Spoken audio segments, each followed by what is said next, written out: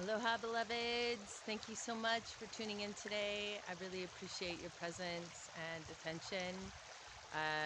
If you clicked on this video, you're probably pretty curious about what I have to say about veganism and about working with plant teachers, plant medicines of all kind.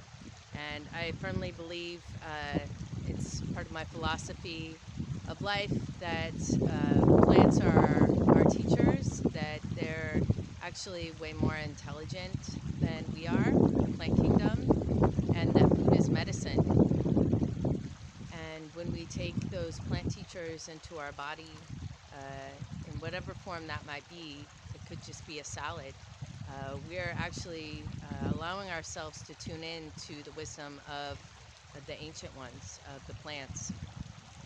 So I'd love to encourage and speak to why living a plant-based vegan lifestyle is important to me, why it's something that everyone should try at least once in their life and explore for themselves, and the health benefits it's provided for me over the last 12 years. Actually started on my path of veganism when I was 14. I was living across the street from a farm in Southern Oregon where my neighbor man was raising cattle to slaughter. And unbeknownst to me, the cow that I had befriended across the street and had been feeding apples and carrots to on a daily basis and building a relationship with was meant to be food later on, and actually ended up being served in my house as a dinner to me. And that's horrified me. You know, I had built a relationship with this animal and had a lot of compassion for this being, and then I was served this being's carcass on a plate when I was 14 years old, and I had no idea that was going to happen. And it just opened my awareness, you know, to where meat comes from, where animal products come from, and our relationship to them, and this disconnect that happens. You know, we buy packaged meat and dairy products in the store, and we have no relationship, absolutely no relationship to these beings, and aren't giving anything back. You know, there's not that reciprocity that I feel is an important part of living a sacred life. So I'd like to really speak to that. I know that there are farmers out there, conscious farmers out there, that are raising animals for slaughter. I myself personally don't feel that I ever called to doing something like that. I don't feel that I could. I don't feel it's necessary. I feel like we can get all of our nutrients and nutrition and needs met through the plant kingdom in that way that connects us more deeply with the earth. And of course, gardening is a big part of that. Folks who garden, I feel like, build those relationships with the plants and can tune in even more deeply to their own health through that relationship of gardening and tending to the seeds and the soil and the water, and paying attention to the temperature, you know, the fire, the sun.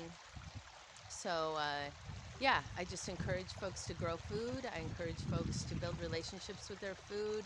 Um, and veganism for me has been hugely beneficial to my health, to my overall health. I'm almost 47 years old, and I've given birth 5 times.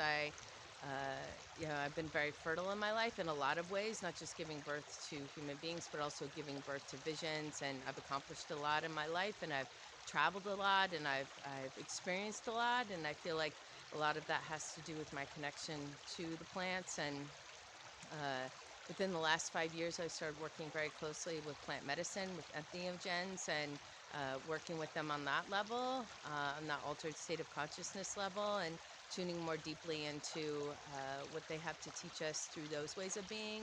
I went to Peru and was on dieta, what they call dieta, with ayahuasca and other plant teachers, and learned a lot about the forest, the jungle, the medicine of Mama Earth, you know, through that relationship with the plant, which starts as a seed and is cultivated and nurtured and watered and sprouts and grows and has roots and a stalk, and eventually flowers, and eventually fruit. And I find a lot of metaphors in that, and I really appreciate that. So I connect very deeply with the plants. There's a lot of controversy around veganism, and it's interesting. I've just been noticing that a lot of my community who were very strict vegans are turning back towards consuming meat for certain reasons, and the reason that I'm hearing is that they need that life force energy, but that feels contradictory to me because the meat that they're consuming is dead.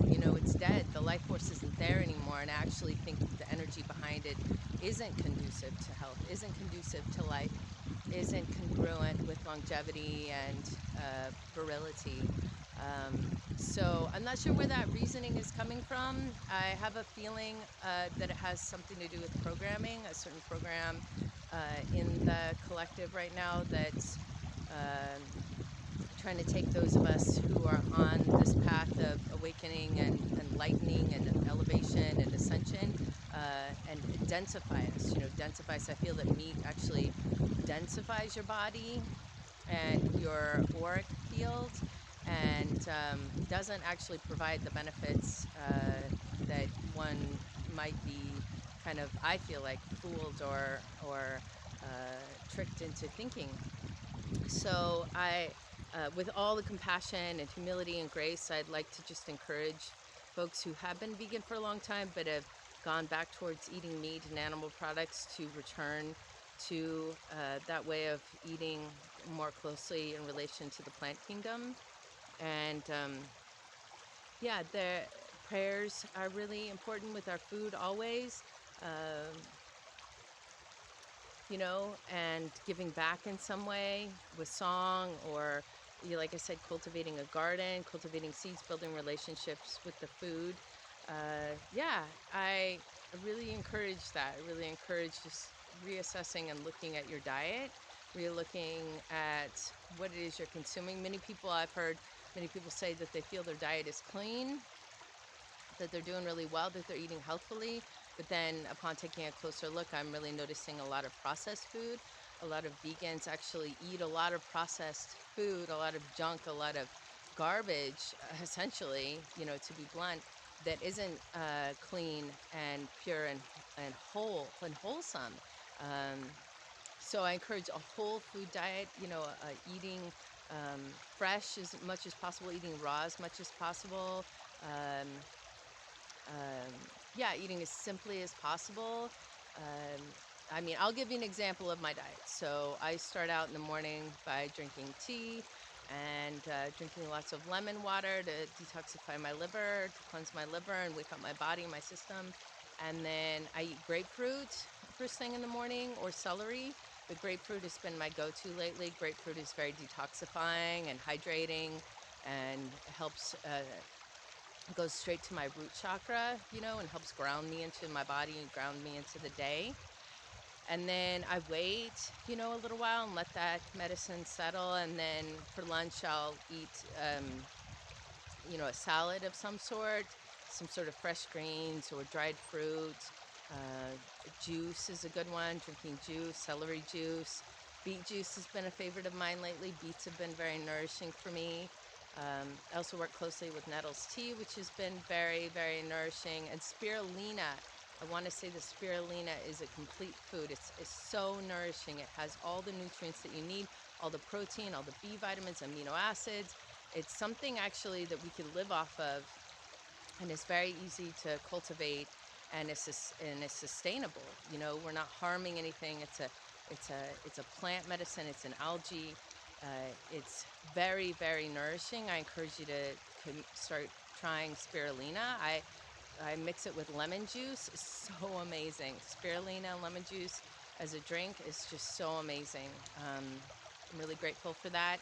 I also stopped drinking kombucha lately, which was really doing a number on my stomach, I realized. And I actually was spending quite a bit of money buying kombucha every day. And I was having some stomach GI problems, a lot of bloating and gas, and my partner encouraged me to stop drinking kombucha. It's being sold to us and marketed to us as digestive aid with lots of probiotics, but I feel like there's something really wrong there, that maybe there's still a lot of sugar present, that the culture isn't eating all the sugar. But I stopped drinking kombucha, my stomach feels so much better. So I'm replacing it with lemon water, spirulina. I also been eating some cooked food later in the day, quinoa. I make hummus, cooking potatoes, like sweet potatoes and things like that, with just a little bit of coconut oil and some salt and some spices. Cumin is a really good one. Yeah, there's so many nourishing good foods out there. I encourage you to eat as cleanly and as clearly as possible, as closely to the earth as possible. Like I said, I've been living this lifestyle for the last 12 years. Real specifically, real intentionally, and my health was not good beforehand. I was actually, they thought I had pancreatic cancer. They took out my gallbladder, having my gallbladder removed. I was in a lot of pain all the time, chronic pain. I had headaches. I was eating a lot of meat. I was eating a lot of chicken. I was eating a lot of eggs. I was eating a lot of dairy. And dairy is so mucus forming, and your body can't be alkaline the way it needs to be when you're eating dairy, when you're eating meat. And alkalinity is so important and conducive for good health. And there's so much research out there. I encourage you to research. I'd be happy to provide some articles, coaching, pointing you in the direction of starting a lifestyle like this, because it's so important. It's so important, especially as we age, but all throughout our life. I love to see children being encouraged to eat this way and being taught how to eat this way. And we just need to change the dialogue around this, and it's not depriving yourself. It's actually giving to yourself when you live a vegan lifestyle. And I really fully believe that, based on my experience, based on having lived a large part of my life in the normative culture of eating meats and dairy, and being told, even when I was pregnant with my first son, like, you need to eat more protein through meat, and you can get all the protein that you need. And actually, we don't even need as much protein as we're being taught. We don't need that much protein. What we need are vitamins and minerals and carbohydrates to sustain our energy, and that can all be garnered and gleaned through plant food, through plant-based diet. I'm happy to give recipes, give encouragement. I know for me the hardest thing to give up was dairy, because it actually provides a morphine effect when you eat it. It's actually a painkiller, and people become addicted to it. It's really an addiction, dairy is. And so that was one of the hardest things for me to give up. And there's definitely alternatives out there everywhere, vegan cheeses and vegan milks, plant-based milks and things like that. Again, I just encourage you to make your own, because a lot of this processed food you buy in the grocery store is not good. It has a lot of additives and natural flavors and things like that aren't well for one's body. And according to the FDA, natural flavors can be anything, so it may not even be vegan. Who knows what the hell natural flavors are? That's one of those marketing tricks that they use on us. It's not, anything can be coined natural, so we don't know what those are. And you can make your own nut milks, you can make your own oat milk. I make a really fantastic cashew cheese spread that tastes just like cheese, using nutritional yeast and lemon. So yeah, I really encourage you to do this, to take ownership of your health, and really be a conscious consumer, and take into your body that which will help you age well, gracefully, and be healthy and thriving, and no matter how old you are. And I've been a runner. I've been a marathon runner as a vegan. I've lifted weights as a vegan. Vegan muscles are actually stronger and higher quality muscles than those who eat meat and dairy. And my partner has been vegan for 9 years now, and he's very, very strong, very dense. He's not a bulky person. He's like a very strong person. you know, I feel like because the weightlifting and the diet that he consumes, and I can attest to that. So for myself, yeah, I'm very strong. Anyone who knows me knows that I'm a very strong, physically strong person. So there's this myth out there that you can't be an athlete if you're not vegan. I mean, you can't be an athlete if you're vegan, and that's not true. There's very amazing vegan athletes out there. You can Google that as well. And MMA fighters and ultra marathoners and weightlifters and triathletes, you know. So yeah, I'm going to put my contact information in the description here so you can reach out to me and contact me for a consultation. I offer wellness coaching and guidance and help with encouragement and giving advice around diet modification and living a clean, healthy lifestyle. And yeah, I'd love to hear from you. I'd love to talk to you. I'd love to hear any comments that folks may have around the subject matter that I'm presenting here. And yeah, an open dialogue, open discussion. There's many spiritual reasons why one would choose to go toward a vegan lifestyle as well. And so I'm happy to talk about that with folks. But yeah, I just wanted to talk about my journey towards veganism and how it's helped me and how it's affected me, and how grateful I am that I'm on this path. And yeah, grateful for what happened when I was 14, when I had this beautiful cow friend that I was communing with, and then the life that I sacrificed to help me wake up. You know, I feel like that was something that we had going on, some sort of karmic contract that we had, and I'm really appreciative of that being helping me out that way. And I'm trying to live my life in honor to the sacrifice of that being made to teach me that lesson and to help me wake up to how harmful it is, and how you know, it's not good for us to continue in those ways. So yeah, may this message find you well. I pray blessings upon you. Thank you so much for tuning in. Much love and aloha.